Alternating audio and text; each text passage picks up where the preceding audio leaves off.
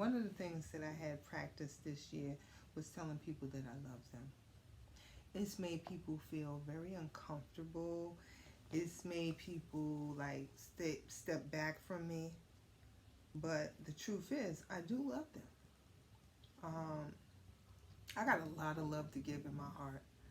And I start, because I dealt with death this year, um, I never wanted to let it be unsaid that I didn't love a person. One of the one of the best things that I did before my father passed away, the day that he did pass away, is because I didn't know he was going to pass away that day, was I told him that I loved him. And his response back was, I love you too, baby, more than you know. And we kissed. And that was one of those things that you, as a family or loved one, you never ever forget. So my tender side, my passionate side towards people in life, I express that, that I love you. You know what I mean? You mean something to me. So when people take it and feel like I'm expecting for them to love me back, no, I'm not really expecting. I don't really. That's not my job. It's not. I won't say I don't. I don't care, but that's not my job. My job is to express to you how I feel about you. Your job is to internalize that and probably, you know, curtail your um your behavior so that you can remain lovable in my life. Um, yeah. So that's one of the things that I did learn this year is to express love. Another thing that I learned this year is that people don't give a damn. We live in a society where people just don't give a damn. And it's sad, but when you lift your head up and you give eye contact to someone, back in the days that used to mean something. When two eyes connect, that energy is there and there's an exchange. But now I'm starting to see that there's a lot of people that are just like zombies. Their soul is dead. It's so dark that they're not clear who they are or who they're trying to be. You know, I don't want to be a part of that clan. I want to be a part of the old school. I want to be a part of connecting with love. There's so much hate in the world, and hate ain't doing anything for us. It's not serving us. Peace serves you more, and how I know it is because when I lay in my bed at night, I know that I'm at peace. So, yeah, that's one of those things that I did learn this year. Um, hmm. Another thing is that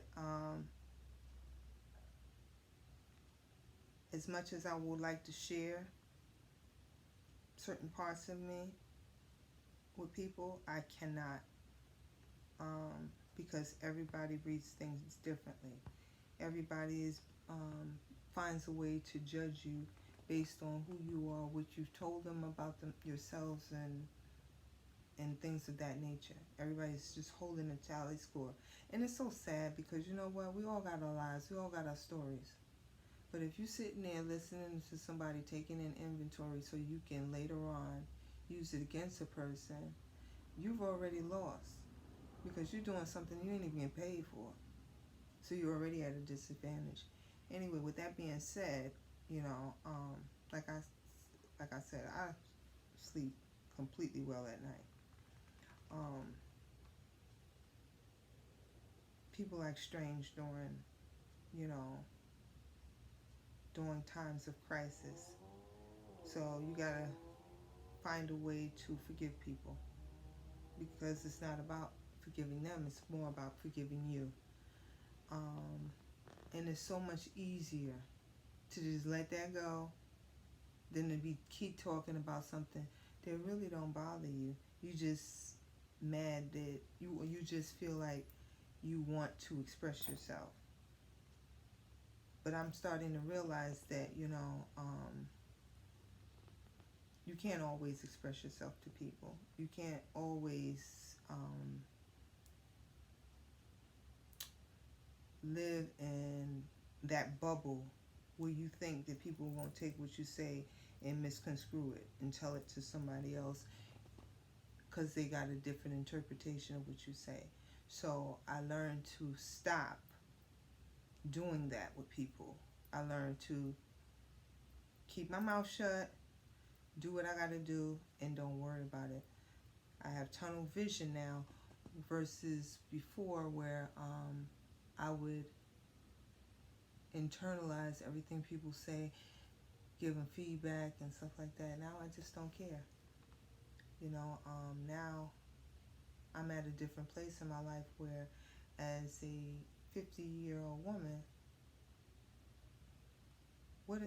how does it benefit me?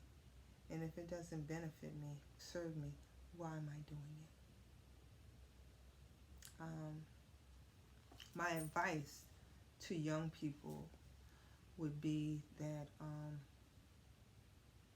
don't take every situation of love in relationships so seriously. When you're young, heartbreak happens. Hell, it happens as you get older, and if you're paying attention early enough, you'll make sure that it doesn't happen when you're older. But then there's still no way. Anytime you take a chance on loving somebody, that's exactly what you're doing. You're taking a chance, and when feelings are involved, people can and will violate that. So, yeah, that's one of the things that I've learned as well. And in regards to like past relationships, some relationships you just can't get rid of because you have kids together, or you were once married, or you got in-laws in common and stuff like that. In-laws and friends all meshed together in common and stuff like that. And you might not want to get rid of everybody from your ex's family list. So just learn to understand that people are people. Everybody is not going to do what you want them to do, and you ain't going to do what everybody else wants you to do. It's just the way life is. But don't lose sleep over it, because it gets better. Some of you young girls, I have babies with guys, and you can't get along, can't seem to get along. He's putting the new family ahead of yours and stuff like that. And I'm going to just tell you, it always gets better. Be patient. It always gets better. Some of my past relationships, we couldn't speak. We couldn't co-parent.